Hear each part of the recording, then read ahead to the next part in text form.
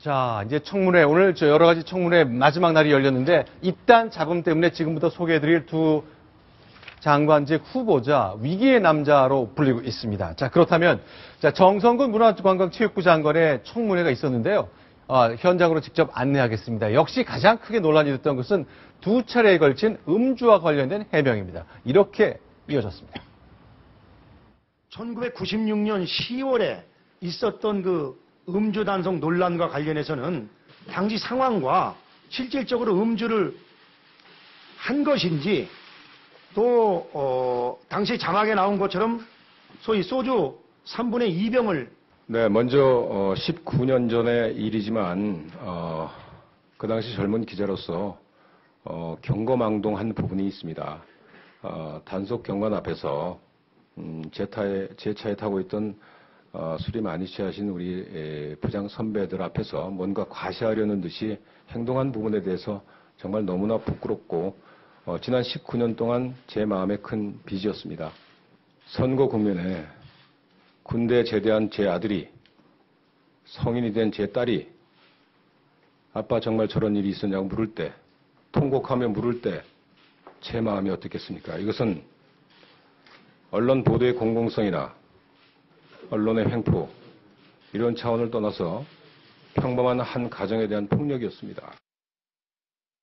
지금 그 네. 폭력이라고 얘기를 했는데 우리 가정에 대한 폭력이다? 네, 그러니까 굉장히 나름대로 억울한 측면이 있었다. 그러면서 방송사에서 왜곡 보도를 해서 당시에 네. 언론중재위원회에 제소까지 했었다. 이렇게 네. 얘기를 했던 바로 그 사안입니다. 네. 지금 음주운전이 네. 뭐 별거 아니다라고 생각하는 사람도 있을 수 있지만 오늘 네. 박영선 그 원내대표가 박근혜 대통령 만나서 정성훈 후보자에 대한 네. 제명을 철회해달라 이렇게 얘기를 했을 때 네. 그 음주운전에 대해서 너무 우리가 가볍게 생각하는 부분이 있지 않느냐 이렇게 지적을 한 부분이 있었죠. 네, 자, 그러면 지금 정성근 후보자가 언론의 횡포이고 우리 가정에 대한 폭력이라고 묘사했던 1996년 MBC 뉴스데스크의 카메라 출동 영상을 다시 한번 확인해 보겠습니다. 그 당시 어떤 모습이었는지. 자, 나는 저 상황에서 내 차에 타고 있던 선배들, 부장 선배들 앞에 젊은 기자로서 뭔가를 과시하려고 했던 것은 경고망동이었다고 사과한 부분이 있습니다. 같이 한번 보겠습니다. 단속에 걸린 모 방송사 기자의 당당한 모습. 아니 보세요. 근데 가족들이 왜 그래? 나 기자인데 집에 다 왔다고 지금. 먹지도 않았어요. 하루 3분의 1을 먹었다. 어디? 참, 난뭐 술자는 것도 내가 싫어하는 놈이 아니고 하는데 술을 먹은 놈을 잡아야지. 술 안 먹는 그랬어.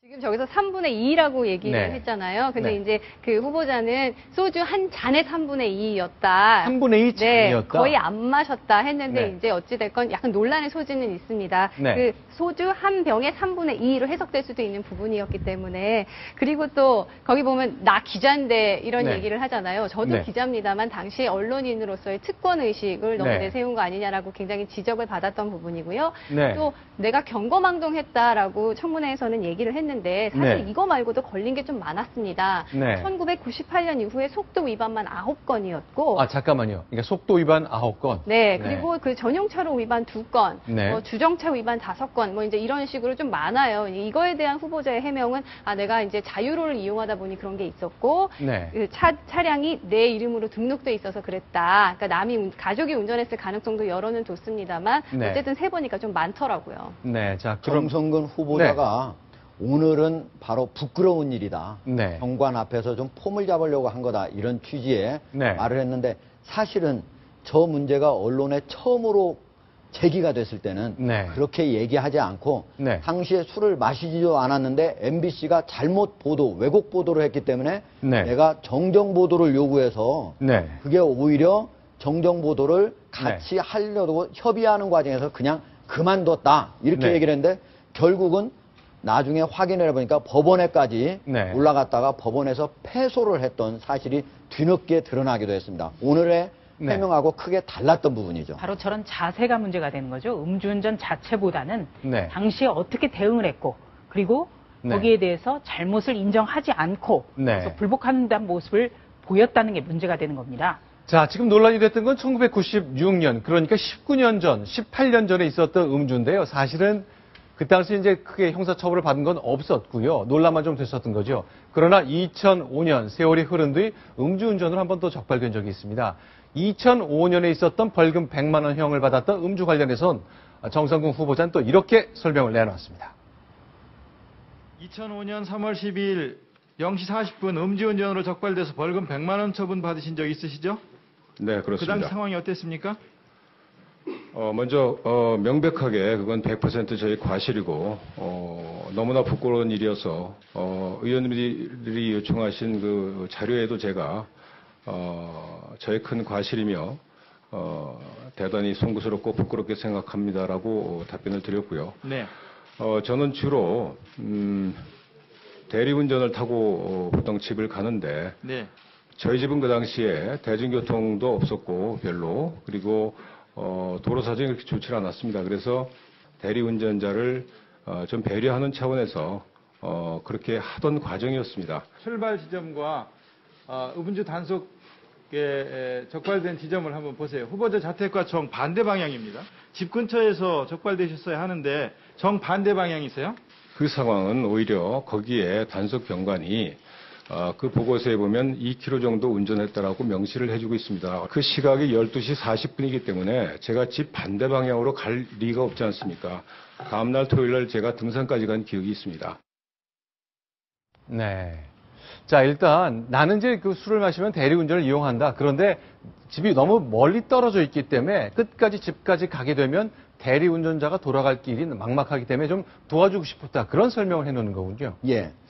어떻게 보면 상당히 이해가 가는 측면이 있기도 하지만 네. 실제로 당시에 정성근 후보자의 집을 보면은 네. 파주시 교화읍 산남리인데요. 네. 여기가 SBS 전원주택 단지입니다. 네. 근데 이 지역은 대리운전자가 술을 마신 운전자보다 더 운전하기가 어려운 곳이냐? 네. 그렇다면 그렇게 보기 어려운 지역이다. 네. 그리고 또 하나 바로 자기 자신이 운전을 하기 시작한 곳에서 자기 자신의 집까지의 거리가 지금 현재 정확치는 않지만 약 한 7, 8km 정도에 이르는 네. 것으로 파악이 되고 있는데 과연 이것을 대리운전하는 사람이 너무 운전하기가 어려워서 그 사람한테 맡긴 거리라고 볼 수 있는 것인가 상당히 이 부분도 좀 네. 논란이 줄 수 있는 그런 대목입니다. 네.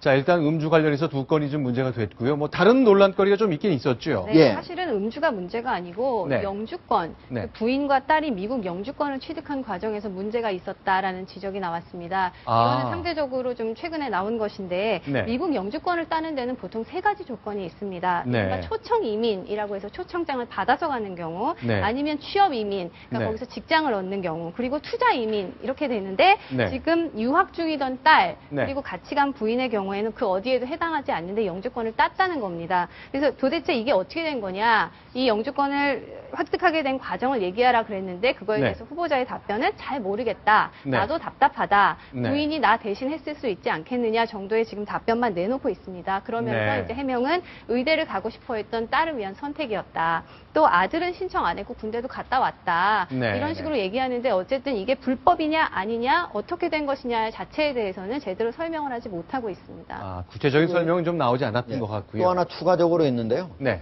주택과 관련된 부분입니다. 정성근 후보자가 1988년 4월에 일원동에 있는 32평 아파트를 샀다가 네. 네. 팔았거든요. 바로 네. 팔았는데 네. 3년 안에 팔게 되면은 네. 상당한 양도소득세를 물게 됩니다. 그렇죠. 그러니까 팔고 나서 3년 뒤에 가등기를 그 산 사람한테 네. 가등기만 해줬다가 3년 뒤에 넘기게 되는데 직접 네. 소유권을 그것과 관련해서 정성근 후보자는 내가 사실은 돈이 모자라서 네. 그 산 사람한테 돈을 빌렸기 때문에 네. 그렇게 된 것이다 이렇게 해명을 했는데 그 아파트를 산 사람은 뭐라고 했냐면 그런 일 없다. 나는 당시에 돈 다 주고 산 거다. 네. 이렇게 서로 다른 해명을 내놓고 있습니다. 자, 또 역시 좀 비슷한 상황인 것 같은데, 이제 일단 그 당시에 뭐 세금을 좀 덜 내기 위한 그 편법이나 이런 것들이 이제 관행처럼 많이 있었는데, 어쨌건 문제 제기에 대해서는 거래 당사자와는 좀 다른 얘기를 내놨다는 점 때문에 좀 논란이 됐다는 점도 좀 정리를 할 수 있었습니다. 자, 이번에는 또 어저께 저희가 있었던 청문회죠. 김명수 교육부총리 후보자에 대한 얘기를 좀 간단히 드렸으면 좋겠는데, 무려 새벽 1시까지 진행됐잖아요. 굉장히 어려움을 많이 겪었습니다. 저희가 이제 어제 미처 보내드리지 못한 어제 저녁 상황, 새벽 상황을 좀 저희가 영상으로 준비해 봤는데요. 청문회 장면이 좀 조마조마했습니다. 이랬습니다. 위원들이 질의하는 부분에 대해서 질의 취지를 못 알아듣는 건지 아니면 일부러 엉뚱한 대답을 하시는 건지 대답이 엉뚱해요. 제자한테 돈을 빌려줬습니까? 아무런 차용증도 받지 않고. 대답하시죠. 예. 제자한테. 죄송하지만 안 들립니까? 제 말씀이. 들리긴 하는데 자꾸 울려서. 그렇습니까? 예. 예. 좀 이 정도 얘기하면 들립니까? 예. 시간 다시 조금 한번 죄송하지만 끊어주시죠. 그 시간 좀 끊어. 자, 이렇게 말씀하면 들립니까? 아니면 자 이렇게 뛰면 들립니까? 어느 게 좋습니까? 예. 좋습니다. 예. 뒤에 게 낫습니까? 예. 네. 말씀하십시오. 제가 진행해 귀를 기울이고 있습니다. 네네.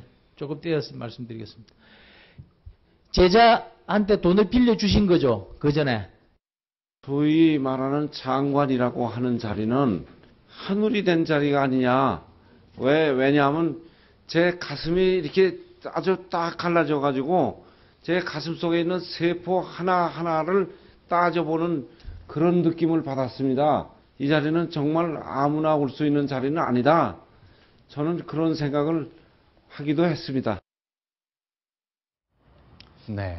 저 말 진짜 저는 맞다고 생각을 합니다. 네. 예. 가슴이 딱 갈라져서 예. 세포 하나하나를 들여다보는 것 같다. 그런 느낌이었죠. 아마도 평생 동안에 네. 김명수 후보자는 네. 저렇게 의원들의 송곳 같은 날카로운 질문을 받아보지 못했을 겁니다. 네. 하루 내내 받았으니까 얼마나 힘들었겠습니까? 네. 그런데 어려운 일일수록 사실, 네. 진실을 얘기하면은 네. 아주 답하기 쉽습니다. 네. 그 사이에 질문에 대해서 어떻게 머리를 굴려서 진실과 다른 얘기를 해볼까 이렇게 하다 보면 답변하기가 아주 어렵습니다. 네. 김명수 교육부 장관 후보자는 혹시 진실을 얘기하지 않고 사실을 얘기하지 않고 다르게 얘기하려다 보니까 그렇게 어려웠던 것은 아닌지 한번 뒤돌아봤으면 합니다. 알겠습니다. 자, 이렇게 우리 청문회 결국 국회에서 만든 우리의 법을 통해 이제 이뤄지고 있는 것인데요. 아직 청문회 너무 지나친 것 아니냐는 평가도 있습니다만 이런 절차를 통해 최고위직 공직에 올라가야 한다는 그 절차에 대한 것 우리 그 절차만큼 지켜야 될 것 같습니다. 미래 고위 공직을 꿈꾸는 젊은이들이 있다면 이런 청문회가 반면교사가 반드시 돼야 될 것 같습니다.